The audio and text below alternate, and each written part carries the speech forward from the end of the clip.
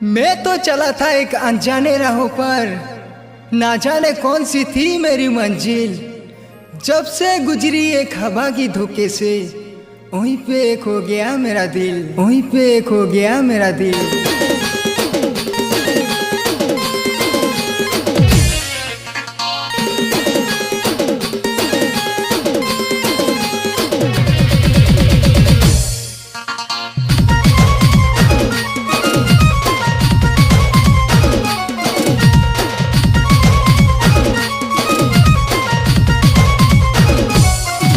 बरसात के मौसम न कहता ओ छुरे सनम, तोर लागी तन अरमान धड़की जाऊ छे दिल धड़कन।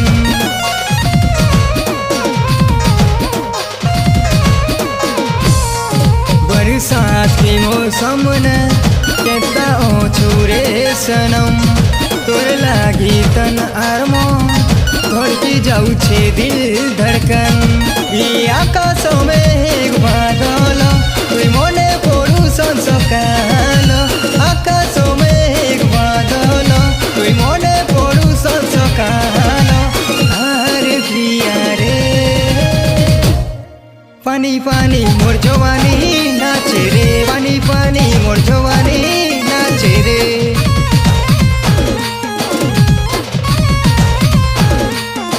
पानी पानी मोर जवानी नाचे रे, पानी पानी मोर जवानी नाचे रे।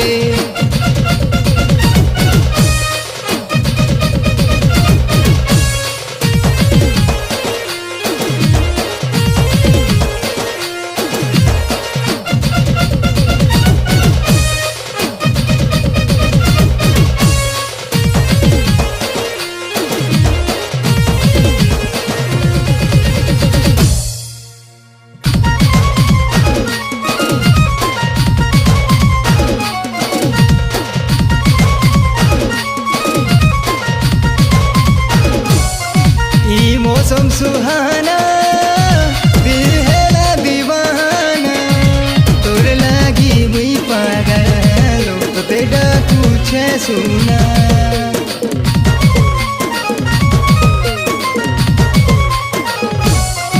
नहीं कर तुई बहाना आए मोर जाने जाना, मोर छाती न तुई लो आबो सी जा सुना।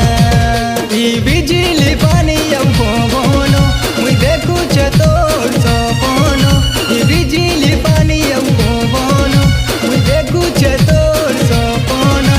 हर प्रिया रे पानी पानी मोर जवानी नाचे रे, पानी पानी मोर जवानी नाचे रे।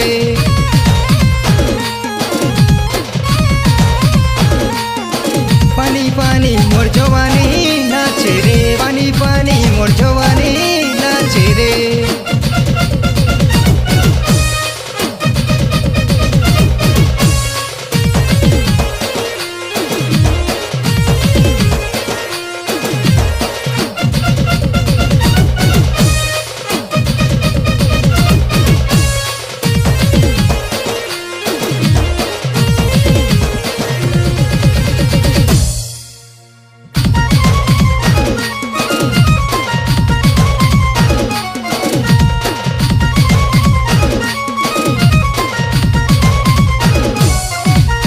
बरसार बूंदा और हवा बिजली, और बाहर देखी टाकी टाकी मुई मोली।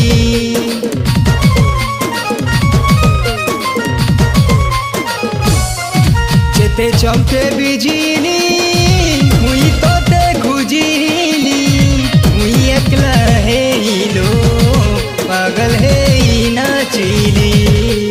आकाश में एक बादल तुई मने पड़ू संसकाल, आकाश में एक बादल तुई मने पड़ू संसकाल।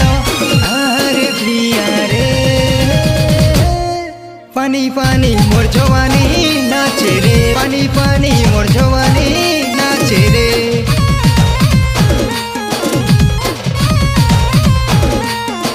पानी पानी मोर जवानी नाचे रे, पानी पानी मोर जवानी नाचे।